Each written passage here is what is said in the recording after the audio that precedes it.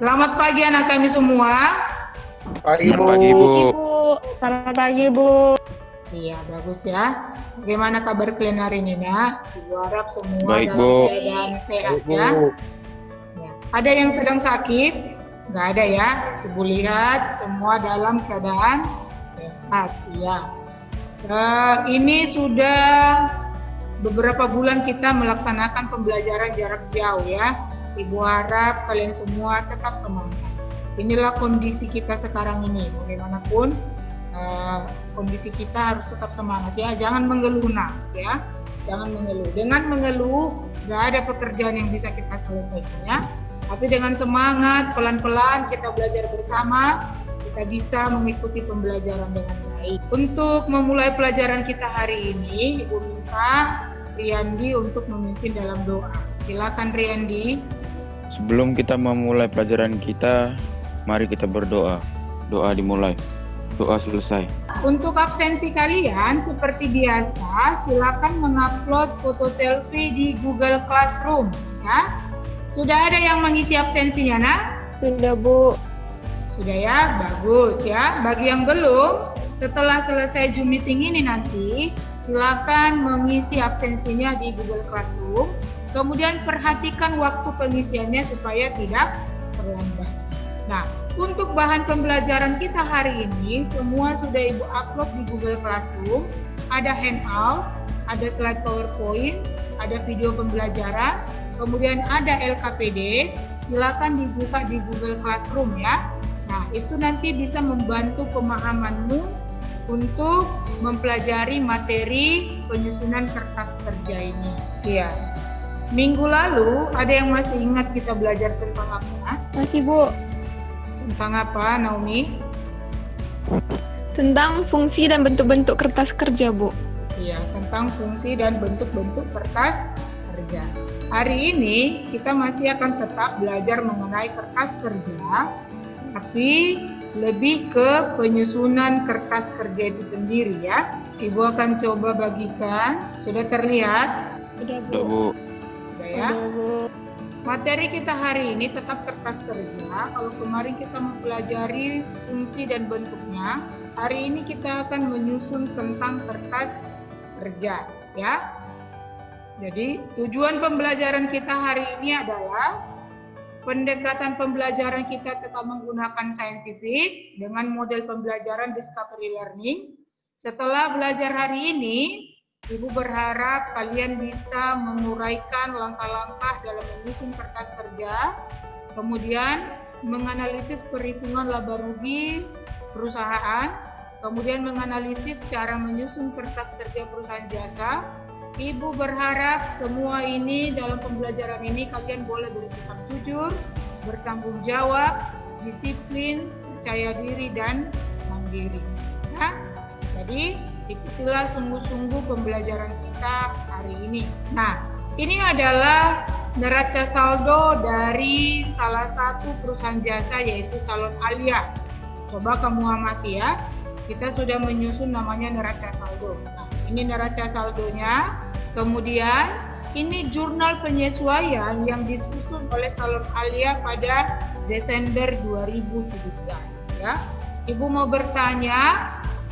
Nah, setelah melihat neraca saldo dan jurnal penyesuaian, siapa yang bisa menguraikan bagaimana hubungan antara neraca saldo, jurnal penyesuaian, dan kertas kerja? Saya, Bu. Ya, silakan Nomi. Jadi hubungannya itu neraca saldo dan jurnal penyesuaian menjadi sumber pencatatan di kertas kerja. Iya, menjadi sumber pencatatan di kertas kerja. Artinya apa? Kalau neraca saldo yang kita susun salah, jurnal penyesuaian yang kita susun salah, maka tentu kertas kerja yang akan kita susun juga salah ya. Jadi sangat penting kita menyusun neraca saldo dan jurnal penyesuaian ini dalam keadaan yang benar. Ya? Nah, oke, baik, Ibu akan membuka bentuk kertas kerja dalam bentuk Microsoft Excel.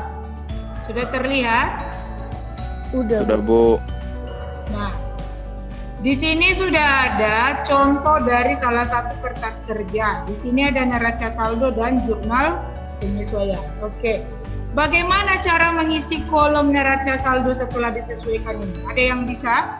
Di data penyesuaian, di data neraca saldo, kas itu saldonya 3.226.500 ya. Nah, mengisi neraca saldo setelah disesuaikan sama seperti mengisi buku besar. Ya, jadi kita gabungkan data antara neraca saldo dan jurnal penyesuaian, kita lakukan perhitungannya. Ya, kita lakukan mekanisme debit kredit dan saldo normal. Contoh, kas di neraca saldo 3.226.500. Di jurnal penyesuaian tidak ada transaksi. Maka berapakah saldo kas yang akan kita catat di neraca saldo setelah penyesuaian? Ada yang bisa? Maka tetap bernilai 3.226.500 ya. Oke, Ibu ambil contoh perlengkapan salon. Di neraca saldo, perlengkapan salon itu debit 1.300.000. Di jurnal penyesuaian, kredit 500.000. Kalau perlengkapan di kredit, bertambah atau berkurang? Berkurang, Bu. Berkurang. Maka jadi berapakah saldo dari perlengkapan? 800.000. Maka saldo perlengkapan salon menjadi 800.000. Kita catat di sebelah mana? Di sebelah debit. Kenapa di sebelah debit? Karena saldo normal dari aktiva itu berada di sisi debit. Jadi seperti itulah cara mengisi neraca saldo setelah disesuaikan. Baik, sekarang kalian mengerjakan LKPD secara berkelompok ya. Lembar kerja yang akan kalian kerjakan hari ini secara berkelompok kalian kerjakan ke dalam kertas kerja ya. Ibu berikan waktu sekitar 30 menit untuk mengerjakannya. Setelah kalian kerjakan secara berkelompok, upload ke Google Classroom. Kemudian kita akan kembali ke Zoom meeting ini supaya setiap kelompok bisa mempresentasikan hasil kerjanya ya. Baiklah, setelah kalian mengerjakan LKPD, sekarang Ibu minta perwakilan dari setiap kelompok untuk mempresentasikan hasil kerjanya. Ibu minta dari kelompok yang pertama, Mega, silakan dipresentasikan kertas kerja yang telah disusun. Jadi dari hasil diskusi kami memperoleh laba bersih setelah pajak sebesar 2.991.500 dari transaksi salon Zafira. Ya, baik. Terima kasih untuk kelompok 1 sudah mengerjakannya dengan baik ya. Oke. Ya, baik. Terima kasih. Semua kelompok sudah mempresentasikan hasil kerjanya. Ibu sangat mengapresiasi. Semua hasilnya bagus. Kalian bekerja dengan baik.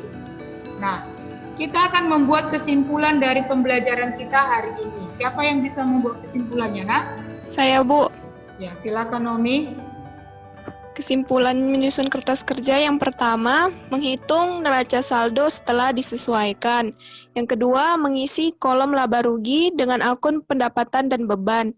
Yang ketiga, mengisi kolom neraca dengan akun aktiva kewajiban dan ekuitas. Yang keempat, jika pendapatan lebih besar dari beban, maka diperoleh laba perusahaan. Kemudian jika pendapatan lebih kecil dari beban, maka perusahaan menderita rugi. Ya, terima kasih Naomi sudah membuat kesimpulan Ya, Bu. dari pembelajaran kita hari ini. Untuk PR-nya di rumah, silakan buka di Google Classroom pada bagian LKPD. Di situ sudah ada PR-mu. Ibu minta nanti kalian kerjakan, kemudian upload kembali tugasnya ke Google Classroom. Untuk minggu depan kita akan belajar mengenai laporan keuangan. Jadi persiapkan diri dengan baik ya.